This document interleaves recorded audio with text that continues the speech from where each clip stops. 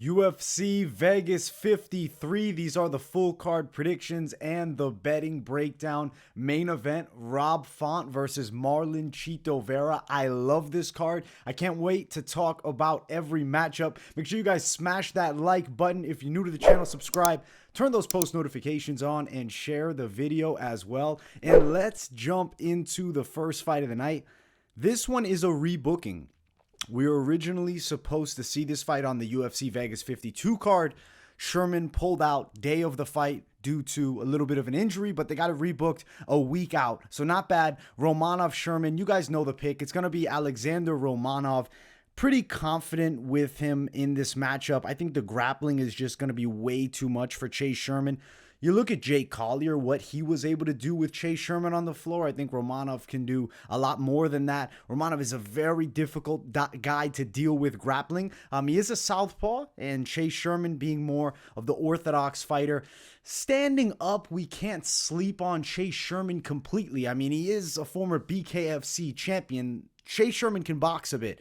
Pretty good punch combinations, quick with his hands, but on the ground, I think he's a little bit spotty, especially for a specialist in Alexandr Romanov, a guy who's super heavy on top, has very good ground and pound submission skill set. I could potentially see an arm triangle for Romanov, maybe a rear naked choke if Sherman gets mounted and then turns his back. For me, it's going to be Alexandr Romanov. I'm going submission in the first round. I like inside the distance the most if you were prop betting it, but I definitely think Romanov wins the bout early in pretty dominant fashion. As far as the lines for this matchup, they are sitting around. Let's see if we can find them here. I mean, we know they're going to be extremely wide. They may not have been updated. Let's pull out best fight odds real quick and find out.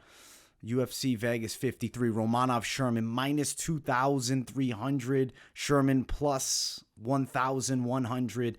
The line's not any bit close in this matchup, and I see why. I mean, it's the same as it was last week. Romanov's a hell matchup. Sherman's jumping in on short notice. He gets an extra week to prepare. I don't think that does all that much here. It's going to be Alexandr Romanov win in the first round. I am going to pick submission over Chase Sherman. It's interesting. 15-0 versus 15-9. Romanov about a year younger than Chase Sherman, too, at 31. I'm excited to see Romanov's ceiling. How far can he go in the heavyweight division? Dangerous grappling style. I'm very interested. I got him winning, and I think it's going to be the first. Next fight of the night, Tatsuro versus Carlos Candelario. Taira is going to be the pick in this matchup. I do think he can beat Carlos Candelario here. I really feel like Tatsuro has a style to, I don't know, be interested in seeing progress, you know, throughout. I mean, 22 years of age at the flyweight division. He's got a lot of time to come into his own from what I've seen. I mean, the guy's a quick kickboxer.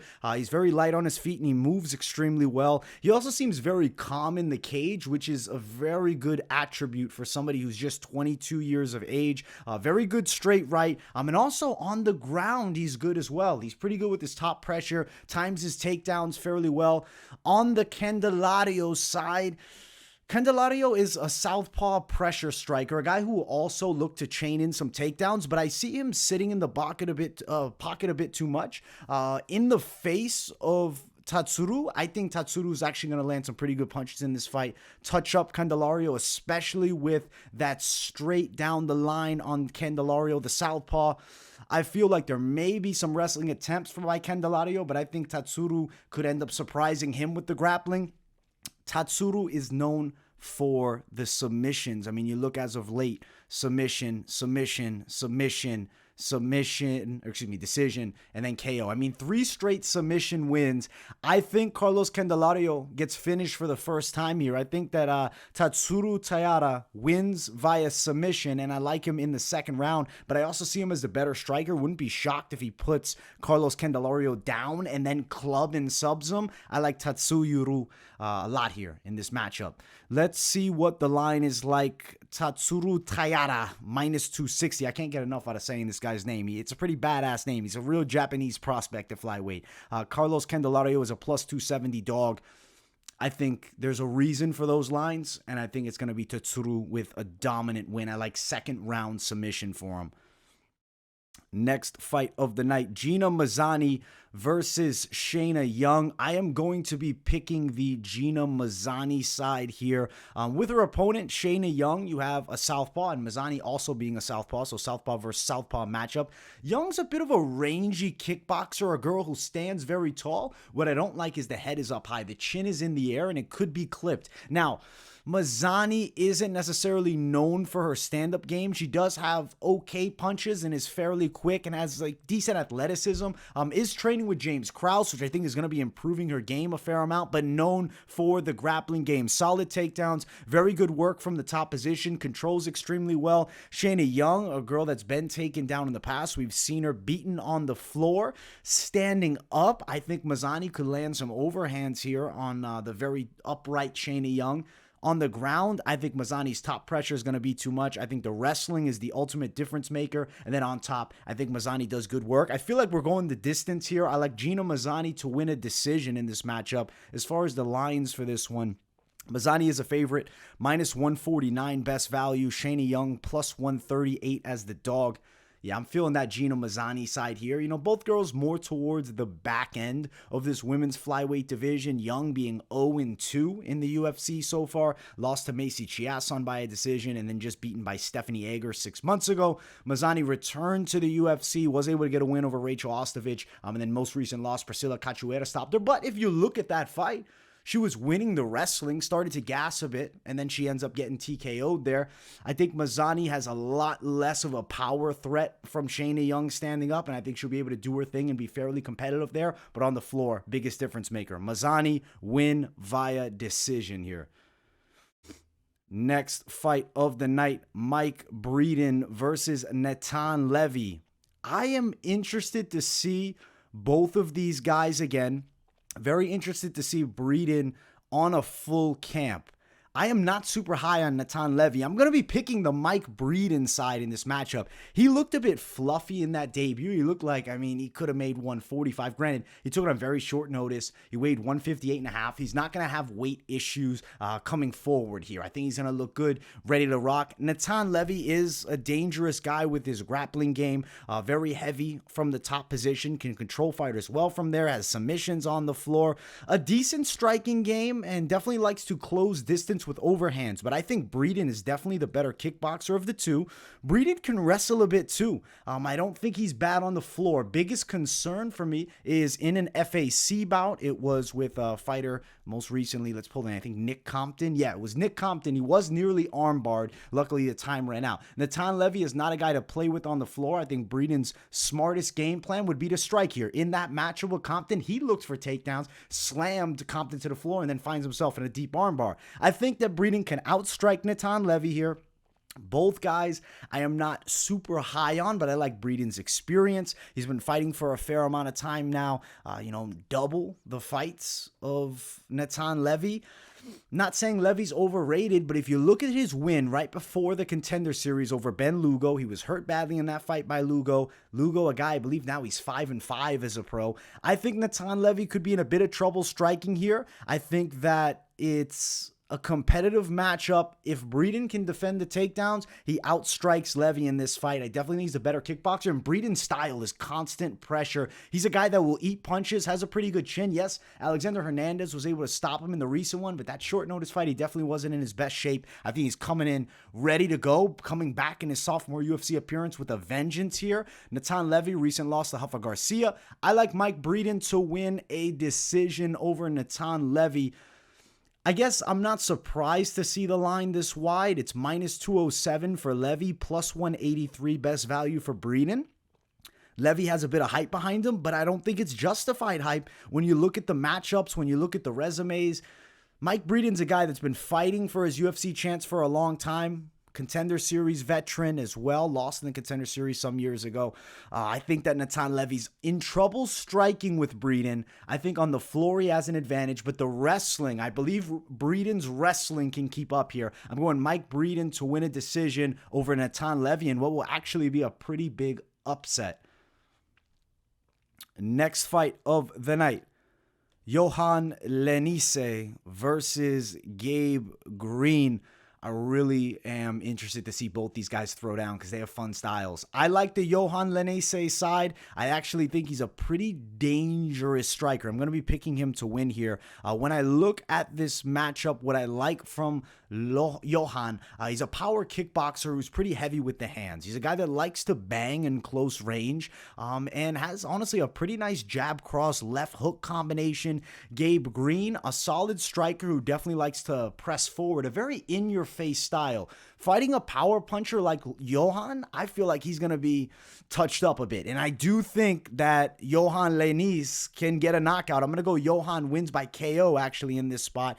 From what I've seen of Gabe Green, I mean, he's definitely a tough guy, durable, a guy that can bang for sure, very physically strong, decent hooks in close range. And I mean, that constant pressure style, but he's fighting a guy who also brings the pressure. What I also like about Yohan is he has a pretty strong jiu-jitsu game. From the top, he's very heavy on opponents. I think striking, he has significantly, or not significantly, but a fair amount, at the least more power than Gabe Green, which I think is a pretty big difference maker. Watch out for body shots from Yohan as well. I love guys that rip to the body because it opens up the head each and every time. Also, a little bit of a height and reach advantage for Yohan. I really like him striking here. I got him for the win. As far as the lines in this matchup, Yohan Lainesse is a plus 107 underdog. Gabe Green is a minus 111 favorite. This fight, very close lines. Slight underdog is Yohan, but essentially a pick'ems matchup. I'm going to go with Yohan Lainesse to beat Gabe Green. I am going to say second round knockout, maybe even first. I think Green, too much in the pocket, too much in your face. Yohan's going to touch him and put him down here. Next fight of the night is our featured prelim. Daniel da Silva versus Francisco Figueiredo. This is the brother of Deiveson Figueiredo. I haven't been impressed with Francisco Figueiredo much at all. He seems to be like a bit of a low-energy fighter. I'm going to be picking the Daniel Lacerda da Silva side. His name is da Silva on Tapology. It's Lacerda elsewhere. If you look him up, if you're looking for footage on him, you can find him on YouTube under Daniel Lacerda. That's something to note. Of course, you can also find his most recent UFC bout. It was a disappointing defeat he faced against Jeff Molina, but there were things to like on the floor. His jiu-jitsu game from the bottom, extremely active. He's a guy that's not to be messed with on the ground. Of course, Figueiredo is going to be tricky on the floor as well. With this matchup, Figueiredo more of that sniper striking style. Very questionable gas tank, low output. I don't like what I see from Francisco Figueiredo. As far as Daniel da Silva, he's a prospect that seems to have a bit of vengeance and definitely, I mean, wants to come back after getting stopped badly by Jeff Molina, being as skilled of a grappler as he is. But you know what? We can't write him off standing. I mean, Lacerda, Daniel da Silva, he does have 5 wins by KO, 6 wins by submission. Note this. Never gone the distance. I don't think this fight goes distance either. Da Silva has been knocked out before. Sniper Figueiredo definitely could snipe him down the line and land something, especially Da Silva being a southpaw, but I don't think the likelihood is super high. I think that Daniel Lacerda da Silva is going to get a win in this fight. I do think it goes to the floor, and I actually think Figueiredo could get submitted here. Wouldn't be shocked if it ended up going the other way, but I'm going that Daniel Lacerda da Silva side. As far as the lines for this one, Daniel is a minus 112 favorite. Francisco Figueiredo, a plus 105 dog. I like that Daniel Lacerda da Silva side as the favorite in this matchup. I think he beats Deiveson's brother, Francisco, the lesser of the brothers. One of them has to be the best, and the other one doesn't have that same skill set. Similar to what you see with Valentina and Antonina Shevchenko. I like Daniel da Silva, Lacerda, win. I'm going to pick submission in the second round as well. Should be a very interesting fight. If Figueiredo is on top of this kid, I do think he's at risk of getting caught. I like more output from Da Silva, Lacerda, where we got multiple last names for him. Daniel for the W over Francisco Figueiredo. Let's jump to the main card. If you guys haven't yet, make sure to smash that like button. And if you're new to the channel, subscribe. It's Gerald Meerschaert versus Krzysztof Jotko. I love this fight. I really enjoy watching Meerschaert's grappling. I'm picking him to win this fight as well. Krzysztof Jotko is a southpaw with a solid kickboxing game, more of a volume striking style, definitely not a dynamite puncher, but does have pretty good combinations. His straights from range are pretty solid, mixes up his kicks well, and I'd say he's well-rounded. We've seen good takedown defense from Krzysztof Jotko in the past. Most recent fight was against, a guy at one point who was pretty dangerous at 205, Meerschaert. Granted, at this point, Serkanov's fighting essentially with one arm. One of his arms seems to be very compromised. Not something that's talked about much, but it is a significant factor. And it was a close fight, split decision. Meerschaert, 3-fight win streak after that Khamzat Chimaev KO loss. I think Khamzat blessed him with a bit of success now on a win streak, submissions. Meerschaert, a long southpaw, both guys being southpaw, so fun southpaw versus southpaw matchup. I would say Meerschaert is an absolute finisher. Majority of his wins are by finish. Dangerous with the jiu-jitsu, but honestly, standing up, rangy, very nice body kicks. Both these guys are extremely long, 6'1" for each of them, 77.5-inch reach for Meerschaert, 77 for Jotko. These are some long dudes at 185. I also feel like Meerschaert, even if it's not takedowns getting it to the floor, he needs to threaten with them, put Jotko against the cage, and look for dominant position there. If he can get the back of Krzysztof Jotko, could be extremely successful. I think that is a huge position for Meerschaert that he should be looking to get. Try to force takedowns. If you get Jotko down and Jotko tries to get right back up, try to get to that back, especially against the cage. I could also see Meerschaert jumping guillotine, any front headlock type positions. Jotko has been submitted, I believe, via guillotine in the past. I like Meerschaert to win by submission here. I do think there's a good chance he chokes him. I like submission in the second or third round by Meerschaert. If Jotko is on the floor with Meerschaert, I think he's in trouble. I think Meerschaert standing up is competitive with Jotko. Not significant threats with the power from Krzysztof Jotko. I like Meerschaert a lot here. Now, as far as the lines in this matchup, Gerald Meerschaert is a dog, plus 153. Krzysztof Jotko is a minus 155 favorite. I like Gerald Meerschaert, the underdog in this matchup. Next fight of the night, Darren the Damage Elkins versus Tristan Connelly. I am so excited for this fight. It's really interesting to see Connelly at 45. Had success in his debut at 170 against Michel Pereira. That was a fantastic win. Comes back, 2 years off, loses to Pat Sabatini. Sabatini's an absolute stud. I'm going to be picking Tristan Connelly to win this fight. When you look at his game, former 55er, did good work there. Now is at 45.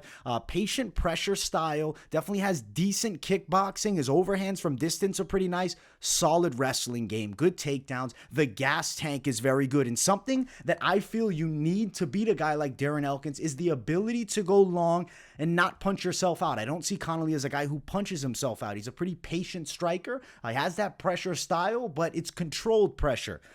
I feel like Darren Elkins' stand-up game is not a significant threat here. I think Connelly is the better striker of the two.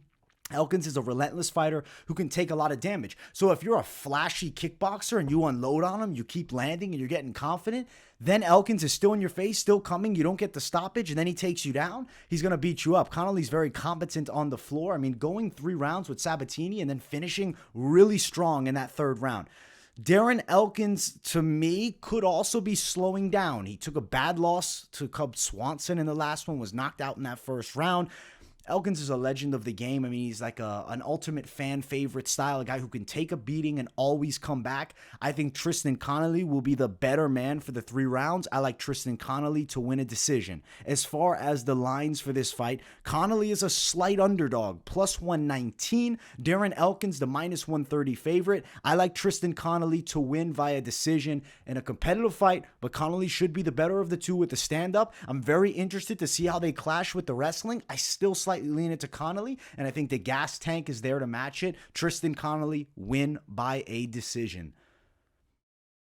Next fight of the night, Jared Flash Gordon versus Grant Dawson. Dawson looking to bounce back after an unfortunate draw against the always tough Ricky Glenn. Jared Gordon, 3-fight win streak, split decision over Joe Selecki, who was a hot prospect in the last one. But let's look at that fight. Jared Gordon was controlled a lot on the floor. I'm picking Grant Dawson to win, but it is concerning to see how that Ricky Glenn fight went. He looked extremely good in the first 2, gassed in the third. I think he needs to put less out for the first 2 rounds, keep a slower pace, but still look to mix in some takedowns. And I think he can out grapple Jared Gordon in this matchup. Gordon definitely can wrestle a bit as well. His stand-up game is much more boxing based. Jared Gordon is a guy with pretty good hands. He's got solid pop, pretty good jab. Also will always be looking to follow it with that right hand, which if it lands can do damage. The better grapplers in the division, I believe, like a Grant Dawson, will control Jared Gordon, but you got a relentless guy in Gordon. He's not going to gas. He's going to continue. He's going to still be on for the full distance of these 3 rounds here. A decent wrestler. His striking, I would say, is like a plodding style. Slowly presses in, will unload with some shots. Grant Dawson, I do think he's going to look to get this fight to the floor. I will say Dawson doesn't have bad kickboxing chops. He's definitely okay with his kickboxing. As far as the height advantage, it's a little bit towards Dawson, 5'10", Gordon 5'9", 4-inch reach advantage for Dawson with the 72-inch reach, 68-inch reach from the Jared Gordon side. I like Grant Dawson to win this fight by a decision, but he needs to be patient. Don't be overzealous for the finish. You look at Joe Solecki. He ended up getting beaten on a very close decision against Jared Gordon. I think Dawson is better than Joe Solecki, and I think Dawson needs to be patient here. He should take things from that Ricky Glenn fight, and then he should be able to be victorious in this matchup over Jared Gordon, who's never an easy out. I mean, he's 18-4. This guy's been in here with solid names. Most recent loss was against the champion of the world, Charles Oliveira. As far as the lines, Jared Gordon is a plus 135 underdog. Grant Dawson, the minus 139 favorite. I'll suggest to you this. If Dawson would have got the win over Ricky Glenn in the last one, he'd be a minus 250 favorite in this matchup. He'd maybe be a minus 300 because he was a guy that had a ton of hype behind him. That stalled the momentum. I think that's better for the 28-year-old. Grant Dawson needs more time to develop before we push him towards that upper echelon of the lightweight division. Gordon is a fantastic test, one that I expect Dawson to pass, though. Grant Dawson win by a decision over the always game Jared Gordon. Next fight of the night, Andrei Fili versus Joanderson Brito. I'm very excited to see Brito back. Lost his debut. That was against Bill Algeo. Fili was really beaten up. The most recent opponent, it was Daniel Pineda. And then unfortunately, I believe it was the eye poke that ended the fight. Yeah, accidental eye poke. Fight over. Andrei Fili is a guy that I'm picking. I mean, I'm on the Andrei Fili side. I think there's a way to beat Joanderson Brito. You need to stop the wrestling attempts, keep your range on him, out kickbox him. And honestly, Andrei Fili can wrestle too. This is a team alpha male guy. It's not like Andrei Fili doesn't have good wrestling chops. He most certainly does. He's a rangy kickboxer with pretty quick hands. He's pretty good with his volume punching. He's not really a big power striker. He's not throwing 100% into every shot. Whereas Brito is a guy that's going to press forward with a lot of punching power. He has a very pressure-heavy game, whether it's striking, looking to grapple. Most of the time, Brito will unload combos and then close in for the clinch, try to work over his opponents against the cage, look for takedowns. I will say this, Joanderson Brito has very nasty low kicks. Daniel Pineda was eating the leg of Andrei Fili. Now, I'm still picking Fili to win. I do believe he's going to get it done over Joanderson Brito, but something to address is going to be those low kicks. Fili, what I like too, he is confident out of both stances. So if the leg's getting chopped, I do expect to see some stance switches here. Expect Brito to be on those low kicks from the start. But I think Fili, I'll point him with the stand-up, competitive with the wrestling, even has moments of his own, maybe getting on top of Joanderson Brito, and I like the chances of Andrei Fili to win a unanimous decision here over Joanderson Brito in this one. Now, as far as the lines, Andrei Fili is a minus 275 favorite, Joanderson Brito plus 252. You know what? The reason the line is this wide is that UFC experience for Fili. He's been in there with a who's who. He's fought a lot of guys. I mean, throughout his UFC career, this guy's cemented a ton of experience. Joanderson Brito, just his second bout in the UFC. I think Fili gets it done in this matchup. Looks to bounce back. I mean, he's 0-1-1 in the last two. Or I guess 0-1-1 no contest in the last two, even though he's beaten up Daniel Pineda in that fight. And the loss before then, it was against Bryce Mitchell, who's now ascended towards the top of the featherweight division. I like Andrei Fili win by a decision over the tough prospect Joanderson Brito. Co-main event, Jake Collier versus Andrei Arlovski. It is 2022, and Andrei Arlovski is still in co-main events. Years ago, people thought his career was done, especially after Brett Rogers slept him in Strikeforce. Andrei Arlovski is still here. He's one of the best in the world, and he's heavyweight, top of the line. I mean, the reason he's evolved is, I guess the reason he's survived is he's evolved. very light on his feet. Lots of movement from Arlovski. I'm going to pick Andrei Arlovski to win here. Jake Collier definitely has a shot to knock out Arlovski if they're in the close range. The thing about Collier is, yes, he's finding his footing at heavyweight, and I'm liking what I'm seeing from him. Not a devastating puncher. Pretty athletic guy, known for being quicker than most of these heavyweights. I think Andrei Arlovski's faster than him. He's the lighter guy by nearly 20 pounds. Jake Collier usually near the 265. Arlovski more around 246. That was the last weigh-in for him. Even at 43, Arlovski's faster than a lot of these young heavyweights. Jake Collier experienced that middleweight as well, so it's crazy to see him balloon up. But he's done well, and I think that this is not a bad career move. He's just fighting a guy who's one of the best, like an all-time great in a sense with Arlovski. I know he's maybe not the pinnacle of greatness, but consistency, beating the best guys. Andrei Arlovski is going to be there. I feel like Arlovski's kickboxing game is very solid. He's light on his feet. Very good multi-shot combos. One thing I don't love is when Arlovski kind of like ducks his head, presses inside a range. I worry that some of the better strikers will counter him. I don't think Jake Collier has the boxing chops to do that. Collier pretty decent with the kickboxing. Has a solid jab, fairly stiff, a bit of pop in his hands, decent left hook as well. Definitely becoming more comfortable in this heavyweight division, as I said. I don't see Collier out-grappling Arlovski, though Jake Collier doesn't have a bad ground game. Arlovski always known for the takedown defense, and he's also just a very hard guy to get a hold of. Very good at moving in and out of range. Arlovski should look to win a decision here. I'll expect Arlovski win by a decision. Also, watch out for those calf kicks of Andrei Arlovski. I think he moves a lot better than Jake Collier. Definitely the better technical striker, and if he doesn't get caught, Arlovski should win it over the full distance here. As far as the lines, minus 118, best value for Arlovski. Jake Collier, the plus 116 underdog. Close money, near pick'ems matchup. I like Andrei Arlovski to win. He'll be 34-20. This guy's been around forever, and it's going to be great to see the legend get a win. You got to wonder how much longer he has left. It doesn't seem like retirement's on his mind, especially if he gets another win here. I think the only way you send Arlovski out of the game is by knocking him senseless like several times. This guy ain't going to stop. And honestly, I could see him, even if the UFC, they part ways, I wouldn't be shocked he jumps to boxing, jumps to some type of hybrid MMA rule set, maybe like a triad combat. I don't even know if they're still doing that anymore. Doubt he does BKFC, but Andrei Arlovski's going to be around for a long time. And at 43, he doesn't seem to have slowed down much. He's 10 years older than Jake Collier. Still see him winning. Unanimous decision, Andrei Arlovski in the co-main. Main event of the evening. Make sure you guys smash that like button and subscribe if you are new. It is Rob Font versus Meerschaert Vera. I love this main event. I'm going to be picking the Meerschaert Vera side in this matchup. Rob Font has one of the best jabs in the bantamweight division. Definitely one of the better boxers in the UFC. Very good from range. Granted, in this matchup here, what I really like from Marlon Vera is the kicks. He uses the 8 limbs better than Rob Font does. Font uses his boxing well, decent low kicks. Vera has very good elbows, knees, kicks, punches. He can kind of do it all. In straight boxing, I kind of lean it towards the Rob Font side, but this is an MMA fight. Very good front kicks from Marlon Vera. Expect him to attack the legs of Rob Font. I think he'll have a lot of success doing so. Marlon Vera was landing more leg kicks on Jose Aldo when they fought. Aldo at one point was the king of the low kick. Marlon Vera can definitely land a good amount of low kicks here in this matchup. I think he's going to out low kick Rob Font in this fight.